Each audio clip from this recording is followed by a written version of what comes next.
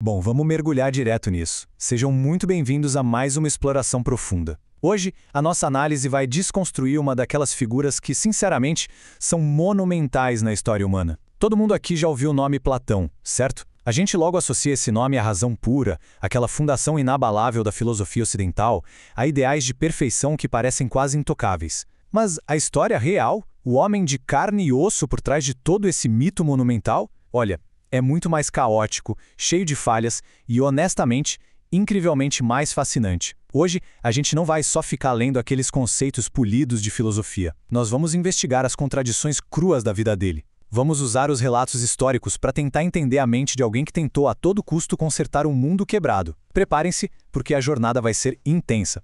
E aí fica a grande pergunta. E se o maior defensor da razão e da verdade simplesmente não habitasse um mundo de lógica? E se ele tivesse vivido cercado por uma profunda injustiça, traições políticas constantes e fracassos pessoais estrondosos? Imaginem só a ironia quase cruel. Um homem que passou a vida inteira sonhando, desenhando e estruturando uma sociedade perfeita, mas que nunca, nem por um segundo, conseguiu viver em uma. Pois é, essa é a premissa central da nossa investigação hoje. Aquele abismo absoluto, aquela distância enorme entre o que uma mente brilhante consegue conceber e o que a dura realidade política realmente deixa acontecer. Para a gente não se perder nessa complexidade toda, nossa exploração vai seguir um caminho bem claro e estruturado. Vamos começar com o fim da ilusão política. Depois a gente passa para o trauma que mudou tudo. Aí vem uma parte insana, o filósofo que virou escravo. Depois vamos ver o refúgio na academia, explorar os paradoxos de um pensador e, para fechar, a utopia inalcançável. Vai ser um passeio direto pelas sombras e luzes dessa mente singular. Então vamos lá. Parte 1. O fim da ilusão política. O contexto em que a gente nasce dita muita coisa, né? E o nosso protagonista não nasceu como um sábio meditando isolado numa montanha. Ele nasceu para governar. Nascido por volta de 427 a.C. em Atenas, Platão vinha de uma família aristocrática, daquelas de altíssimo status. A sociedade inteira esperava que ele seguisse uma carreira pública brilhante. Só que o cenário mudou drasticamente. O berço de ouro virou cinzas. No final do século V a.C., a brutal guerra do Peloponeso começou a destruir a democracia ateniense por dentro. Ele viu de perto a decadência total de um sistema que antes era super admirado. Pensem numa época de corrupção política extrema, instabilidade absurda, execuções e violência para todo lado. O mundo onde ele deveria brilhar estava literalmente desmoronando sob o peso da ganância. E aí, em 399 a.C., acontece o colapso definitivo de qualquer esperança que ele ainda tivesse no sistema. O que nos leva à parte 2, o trauma que mudou tudo. Isso aqui não foi só um fato histórico distante para a gente ler num livro. Foi uma tragédia íntima, super pessoal, que simplesmente reescreveu a história do pensamento ocidental para sempre. A condenação à morte do mentor dele, Sócrates, balançou as estruturas do mundo de Platão de um jeito que não tinha mais volta. Sócrates foi acusado pelo Estado de corromper a juventude e de desrespeitar os deuses da cidade. Para Platão, ver o homem mais sábio e íntegro que ele já conheceu ser forçado a beber veneno e, pior, sentenciado pelo exato sistema democrático que deveria proteger a justiça, aquilo foi um verdadeiro terremoto ideológico. Não era só uma falhazinha num processo, era a prova irrefutável de que a sociedade inteira estava doente, incurável. Diante desse trauma gigante, a mente desse jovem aristocrata sofreu uma ruptura. Era como estar numa encruzilhada. De um lado existia a promessa da ação política direta, aquele caminho tradicional que a família dele esperava. Do outro lado, a necessidade gritante de uma reconstrução sistêmica completa, do zero. E Platão fez a escolha dele de forma definitiva. Ele simplesmente pulou fora do jogo político formal de Atenas. Para ele, o jogo estava completamente viciado. Participar de um sistema capaz de assassinar Sócrates seria assinar embaixo dessa barbárie. A única saída lógica na cabeça dele, cheia de luto, era reconstruir o conceito de sociedade a partir do zero absoluto. E aqui que a história dá uma guinada absurda. Parte 3. O filósofo que virou escravo. Se a gente tem aquela impressão pacata de que Platão virou só um teórico isolado escrevendo livros longe dos perigos da vida real, essa próxima história destrói essa imagem por completo. Tentando desesperadamente aplicar suas ideias teóricas na prática, Platão viaja para Siracusa, na Sicília. O objetivo? Extremamente ousado, quase beirando ingenuidade. Ele planejava transformar o tirano de lá, Dionísio I, num verdadeiro rei filósofo. Imagina um governante guiado puramente pela razão e não pelos instintos de poder. Mas o choque de realidade foi brutal. A corte era um verdadeiro ninho de cobras. Rapidamente começaram a ver Platão não como um conselheiro iluminado, mas como uma ameaça política perigosa. O resultado final foi um desastre total. Um dos maiores intelectuais da história da humanidade foi capturado e literalmente vendido como escravo. Sério, acorrentado e vendido num mercado. Tudo porque tentou dar aula de filosofia para um ditador. Felizmente, por pura sorte, alguns amigos o reconheceram e pagaram o resgate logo em seguida. A moral dessa aventura terrível é simples e trágica. O poder esmagou a razão.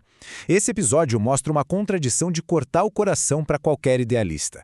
Ele acreditava de verdade que a sabedoria conseguiria domar a força bruta. Mas no mundo real, frio e calculista, a força bruta atropelou o argumento sem nem piscar. E sabem o que é mais doido nisso tudo? A teimosia colossal desse pensador. Mesmo depois de quase morrer e perder a liberdade nos mercados de escravos, anos depois ele teimou e tentou de novo. Voltou a Siracusa outras vezes para tentar moldar novos líderes, recusando-se a aceitar que a razão pudesse perder, e falhou amargamente em todas elas. Chegamos à parte 4, Refúgio na Academia. Exausto dessas missões perigosas que não davam em nada, Platão volta para Atenas e constrói seu maior e mais duradouro legado prático. Nasce assim a Academia, considerada historicamente como a primeira instituição de ensino superior de todo o Ocidente. Imagina só, depois dos traumas severos na Sicília e do luto pela morte de Sócrates, ele precisava urgentemente de um santuário. A Academia não era só uma escola, era como um jardim murado, um ambiente super controlado para proteger o cultivo do pensamento daquela atmosfera tóxica e corrupta das praças públicas. Ali, ele encontrou paz para ensinar por décadas a fio, formando mentes brilhantes e independentes, garantindo que o conhecimento pudesse crescer com método e em total segurança. Mas olha só que contradição histórica fascinante entre o criador e a obra. De um lado, Platão tinha uma postura super elitista, bem antidemocrática mesmo, o que faz total sentido, já que foi o povo que matou seu grande mestre, lembra? Mas por outro lado, a essência da escola dele era baseada no debate, na investigação livre. A academia acabou formando mentes autônomas que, nos séculos seguintes, espalhariam o saber e influenciariam sistemas políticos incrivelmente diversos. Eles acabaram fortalecendo, inclusive, as bases de um pensamento muito mais democrático e questionador, ou seja, o cara que detestava o sistema das massas acabou, sem querer, criando a instituição que ajudaria a libertá-las através da educação.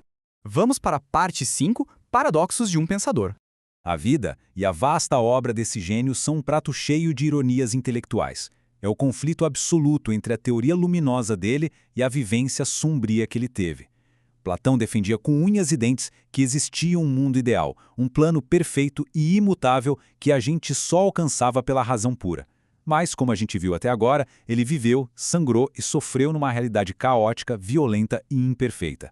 Talvez, e fica aqui a reflexão, não seja exagero pensar que ele precisava tanto teorizar essa perfeição inatingível justamente para conseguir lidar com o caos absoluto que ele vivia no dia a dia. A filosofia foi, de certa forma, um mecanismo de defesa dele.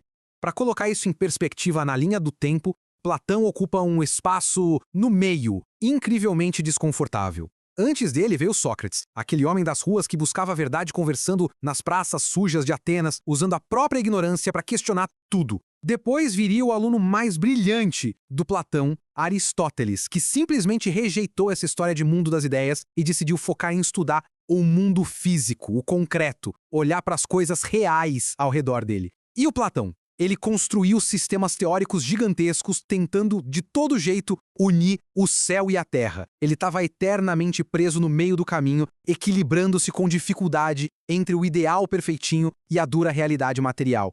E as contradições só aumentam. Pensa com a gente, ele dedicou a vida buscando verdades absolutas e exatas sobre o universo e a moralidade. Mas, na hora de escrever e repassar isso, ele usava diálogos, personagens discutindo sem quase nunca entregar uma resposta mastigada ou definitiva no final. É tudo aberto. E tem uma ironia fantástica aqui. Ele vivia criticando a arte, os poetas, a dramaturgia, dizendo que a ficção desviava a alma da verdade.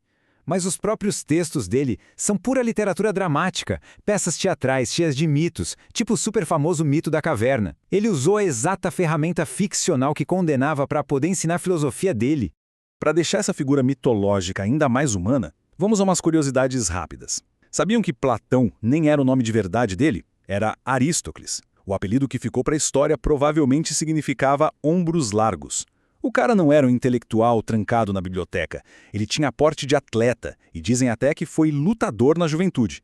Outra coisa importante, Ele foi super influenciado por tradições místicas, pelo orfismo, o que explica de onde vem toda aquela crença profunda na imortalidade da alma, que vai muito além da simples lógica matemática. E falando na alma, a obra-prima dele, A República, costuma ser muito mal interpretada quando lida só como um manual de política. Na sua essência, é um mergulho gigantesco sobre a anatomia da alma humana, a justiça interna de cada um de nós e o poder transformador da educação.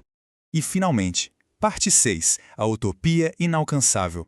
Por que a relação desse grande filósofo com a sociedade real foi tão dolorosamente difícil? A resposta está no dilema central da vida dele. De um lado, ele não tinha motivo nenhum para confiar na democracia. E como poderia? Foram as massas e o voto popular que executaram o mestre dele sem a menor piedade. Do outro lado, ele também não podia depositar suas esperanças nos tiranos autoritários. Afinal, foram esses ditadores com poder absoluto que traíram ele e o venderam no mercado de escravos lá na Sicília. Imagina a sinuca de bico.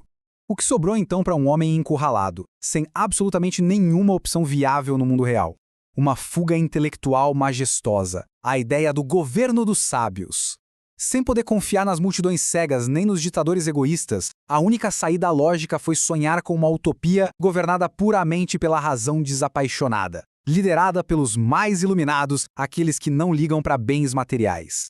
No papel é maravilhoso, é de uma ética perfeita, mas na prática, na história confusa da humanidade, foi uma utopia que jamais se concretizou em realidade.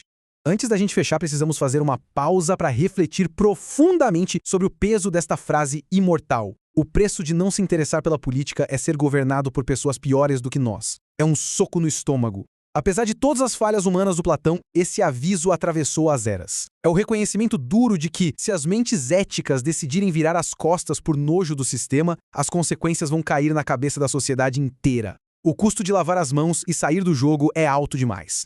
No ano de 347 a.C., este imenso pensador, esse gênio cheio de paradoxos, faleceu pacificamente na cidade de Atenas.